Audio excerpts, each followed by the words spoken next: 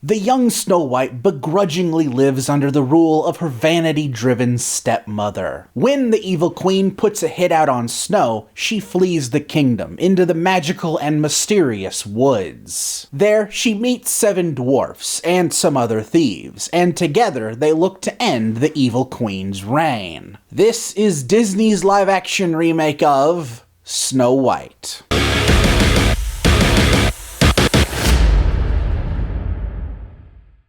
Snow White is Disney's latest live-action remake, and if you've heard anything about this movie, you've heard it all. Personally, I was kind of tempted just to not do a video on this movie, because what can I say that isn't the same thing over and over and over again? But then I saw there was so much hatred towards one aspect of the movie, and this one aspect of the film is one of the few really good things about it. To Snow White's credit, it does the most different to the animated classic, for better or for worst. Mostly worst. There are some decent new story beats, but at the end of the day, it's still a Disney live-action remake at its core, just severely lacking in the charm of the animated film. The main talking point with this film is Rachel Zegler as Snow White. Maybe it's just me, but I don't really get the vitriol towards this actress, or really any actress that gets attacked by the anti-woke mob. She is far and away a problem with this film. In fact, she is one of, if not the only, big highlight. Despite what the internet would lead you to believe, she's great, delightful even, as Snow White. The way the film characterizes Snow White is night and day from the original, and it kinda works. It's a change that still utilizes her kindness and ability to show basic human empathy, but not making her one-dimensional. Which, let's be real,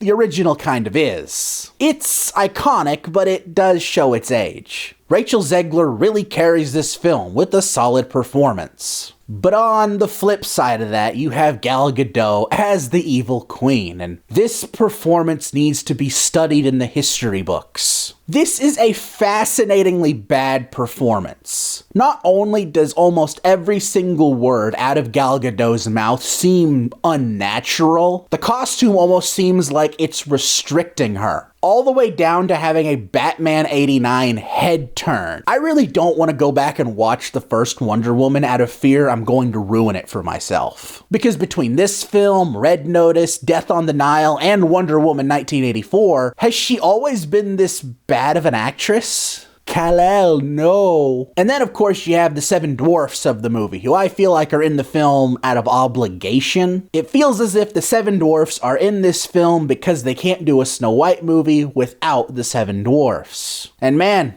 are they in the movie? And are they hard on the eyes? I can't say they don't look like what I'd expect the 7 dwarfs to look like in live action. I just didn't expect them to look so lifelike. The effects are giving me the vibe of those motion capture animated films from the 2000s. But not Monster House or Polar Express, more like Mars Needs Moms. I don't want to come on here and say they should have cast 7 actors of short stature to play these characters, but it definitely would have looked more visually pleasing. Or at the very least, they should have gotten all the Hollywood Chris's to voice them. Chris Pratt, Chris Evans, Chris Hemsworth, Chris Pine, Chris Rock, and I'm sure there's 2 other ones. There's an angle. I can't say these CGI monstrosities didn't get a laugh out of me, because they definitely did. They're just... As I mentioned, they flesh out the character of Snow White a little bit more, making her a much stronger leader, which I actually quite liked. The evil queen, on the other hand, is still only focused on the vanity. Come to think of it, they didn't even give the evil queen a real name. That would have been the bare minimum. Now, her being so vanity-driven wouldn't be a problem if it wasn't for the fact that the film changes the ending. Now, the evil queen still does turn into the old witch, but the actual ending of the film is significantly different from the original. And this is at a huge detriment to the story. Ever since I first watched Snow White, I was under the impression that the change into the old witch was permanent, because that would make sense for her to match how she looks on the inside on the outside. Maybe I just misunderstood the original story, but I feel like that made sense. She does the apple thing, and then in the very next scene, she's hot Gal Gadot again. I understand by the time she actually does poison Snow White in the original film, she's not alive longer than 5 more minutes, but come on. It's such a simple story beat that goes such a long way. And hell, even if they wanted to have a different ending, keeping her the old witch would have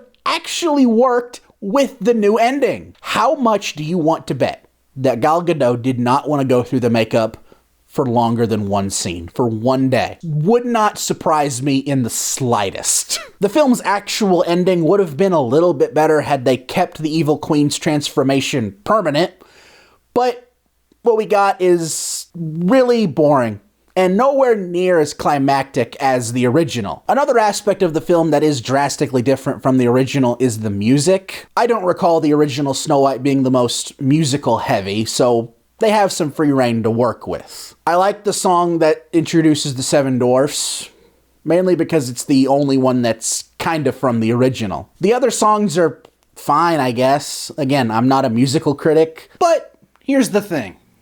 However, there is one musical number that looked straight out of the Descendants movies. It's like the budget vanished and they just had to film in the woods. I don't know how you managed to make real woods look so fake, but they managed to do that in this film. It is actually quite jarring to see them go from this scene in the woods to another scene with the 7 Dwarfs and see the budget get returned. Like, what? Amongst all of the Disney live-action remakes, this one does the most when trying to revamp the iconic story. It clearly tries something new for the most part, which I can respect. However, it either doesn't go in all the way or it's bogged down by a terrible villain performance. Somehow those are both related. It's a film that's either mediocre at best or mediocre at worst, and really, that's the fairest I can be. It's funny, between this film and The Little Mermaid remake, the 2 lead actresses are easily the standouts of the film, but for some reason, they're getting the most hate. What about these actresses is generating that hate? It makes you wonder. I hope you all enjoyed this review, and if you did, please consider hitting that like button, and if you want to see more, hit that subscribe button and ring that bell to be notified when my next review drops. Until next time, I'm Quint Dunaway, hoping you will keep it cinematic.